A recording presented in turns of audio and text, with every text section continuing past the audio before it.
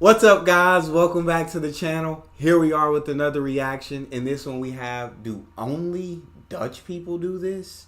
Before we dive in and find out, if you guys happen to enjoy, please don't forget to subscribe, give a video a thumbs up, and let's figure it out. It's almost summer, so that means one of the things you may be seeing here in the Netherlands is backpacks on flagpoles. Now, if you're like me, a foreigner that moved to this country, you may be thinking, what the is this? People in the Netherlands, when they graduate from school, it's very common tradition for them to hang a backpack on a flagpole. And this is the number one thing on my list of unique things here that I've seen in Dutch culture. That's very interesting. That's very interesting. My back. Considering my fall to the floor, that's a nice transition to my next point, and that's floor installation here in the Netherlands. You see, when I was looking for my first apartment with my girlfriend, you should have saw the look on my face when she started talking to me about paying for a floor. I thought, paying for a floor? What do you mean? The floor just comes to the place. But that's not the case. Here in the Netherlands, it's very common when you rent an apartment that you pay for the floor. So either you buy a new floor and you have it installed, or you pay for the previous renter's floor. Don't believe me? This was our apartment floor before we moved in, and this is while it was being installed. What's that? What do you mean? What do you mean? What do you mean? Paying for the floor? For the... Oh, y'all different in the Netherlands. Y'all absolutely different in the Netherlands. The floor. The floor. Okay.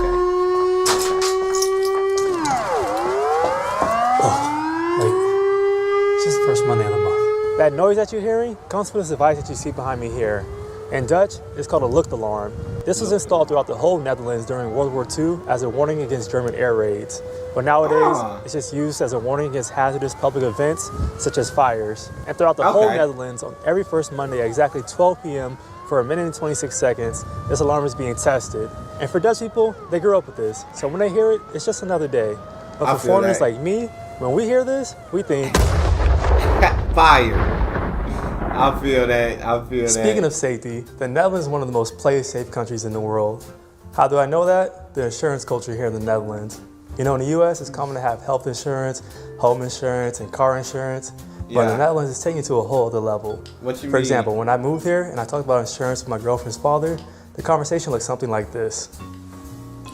Ja, Sam, je hebt toch ook wel die zorgverzekering afgesloten die verplicht is, hè? Dus heb je geregeld, hè? Ja. Nee, want dat moet, die is verplicht.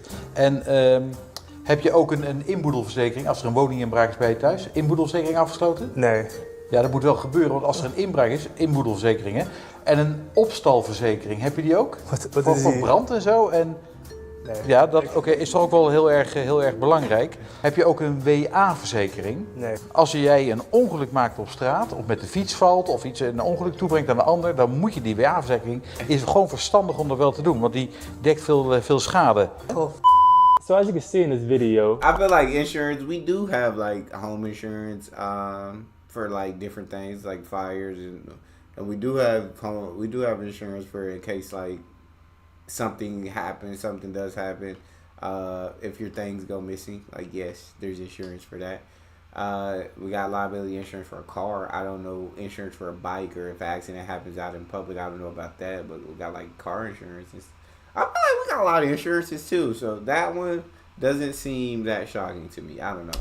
I'm doing quite a bit of acting, but to be honest, I should really make it my profession, because here in the Netherlands, it seems they recycle the same actors and actresses for every movie and TV show. Really? If anyone from NPO or RTL is watching this, feel free to contact me at contact@exploringtheforeign.com. And as someone from Los Angeles, the home of Hollywood, it just really stood out to me how small the entertainment industry is here in the Netherlands. To be honest, if you watch any kind of movie or TV show, you're bound to see at least one of these people. Oh, that's crazy. Op de belt. Met Linde. Hey Lin, met mama. Hoe is het daar in Amsterdam? Goed, ik ben hier met Sam. Ach, wat gezellig. Hey, zullen we een keer gaan borrelen met z'n vieren? Lijkt me heel gezellig met jullie samen. Ja, leuk. Morgen? Nou oké, doen we. Helemaal goed. Tot dan. Ik hou van jou. Doei Lin. Doei mam, ik ook van jou.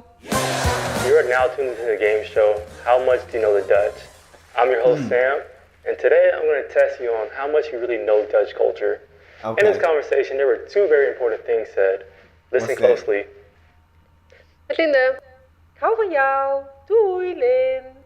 Which one of these things is actually commonly done in Dutch culture? Is it A, answering the phone with your name, or B, ending a phone call with I love you? Both. C, all of the above. If you said A, Dang it. that's correct.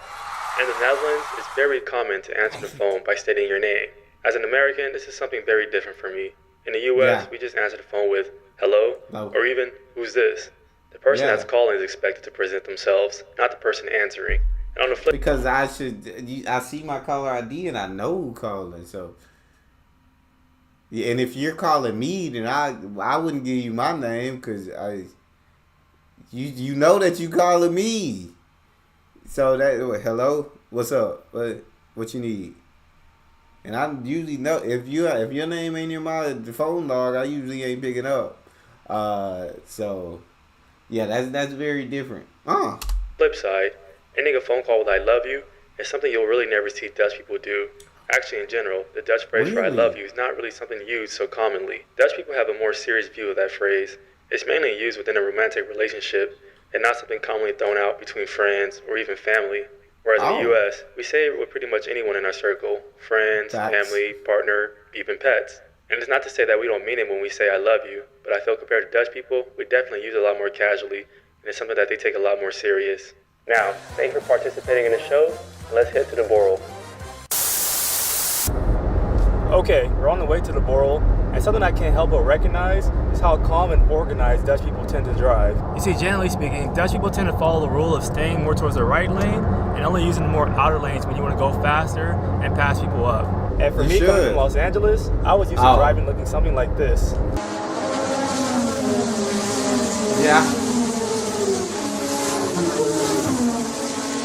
Now, one of my favorite and most unique things that I've experienced so far here My in the thing Netherlands is that in most Americans, the left lane is supposed to be the fast lane. So if you're not gonna go fast, yeah, you do stay over to the right. I don't think that's a shocker to me either. And you want to go fast, you go over to the left. Now there are some people who drive and they use the left lane and they're not going fast at all. This is the most frustrating thing that I could ever experience. It's ridiculousness. But more so than not, you're supposed to go to the left lane to pass and to go faster. Right lane go slower. is the Borrel culture. Borrel is basically when you get together with a group of friends or family and you're just having a whole bunch of different snacks, typically fried snacks such as bitterballen. You're also just having a beer, and yeah, it's just a really nice gezellig vibe, gezellig sphere. And I know in rocks other with that. countries, for example Spain, they have like tapas and all that kind of stuff, but there's just something very different about the Borrel. I can't explain it. You gotta just experience it yourself. Ja, Hi. hoi. Zo, wat kan ik voor jullie hebben? Kunnen we alsjeblieft de bitterballen hebben? Ja? En ook die nachos? Nachos, yes. Ook een flat bread met dip. En een beertje. Yeah. Okay. All right, here's a peek at some of the food you would get at a typical Borrel. Bitterballen, nachos, fried shrimp, en een beertje. That look good. Okay, ik ben nu klaar met borrelen. Done with the Borrel. It was super, super good, as always. And now it's time to pay and get up out of here. Zo, de rekening voor jullie. Dankjewel. 38,50 wordt het. Zo, mag ik mijn creditcard betalen? Nee, dat gaat helaas niet. Nee. Now, what you just saw was something that was very, very surprising for me when I moved to this country. In the U.S., it's very common to be able to use credit cards just about anywhere, and Yeah. it's not really a good thing, but it's a very, very credit card dependent country, I would say. But here in the Netherlands, that's not the case. Dutch people are not really fond of using credit cards. They really just stay within their means and just use, the money that's in their bank. And if they can I feel afford that. something, then they don't buy it. Now, when you're in some of the biggest makes cities like sense. Amsterdam or Rotterdam, most likely they take credit cards. When you're in some of the smallest cities or some of the villages, it's a good chance that they don't take credit card. This is something that I experienced a lot when I lived in Den Bosch, for example, or when I'm in a small village that my girlfriend's from. Quite often, they don't take credit card. Now, thank you for joining me on this journey of 10 unique things I've experienced and seen here in the Netherlands. I hope you enjoyed. If so, please like, comment, and subscribe if you haven't already. And stay tuned for the next videos. Oh ja, nog één ding Sam, wat ook heel belangrijk is. Ik hoorde dat jullie binnenkort een hotel hebben geboekt in de maand mei in Nederland. Hartstikke leuk dat jullie gaan. Maar ik heb nog één heel goed advies. Je moet ook een Rain insurance. regenverzekering afsluiten. Als het regent, kan de verzekering de schade dekken. Hoef je niet op vakantie in Nederland. Een regenverzekering. What if I still go on the trip and it rain? Do I still get the money back? They'll still give it back to me? Because I would get that. Absolutely love that video. He's absolutely entertaining. I love the way he broke down these 10 things that were kind of strange. I saw in a different video about the credit card situation for sure. Debit card. I don't mind that because I'm not a big credit card fan either. I like using the money that's in my bank account. But that is all we have. If you enjoyed, don't forget to subscribe. Give the video a thumbs up. I'll see you guys next time.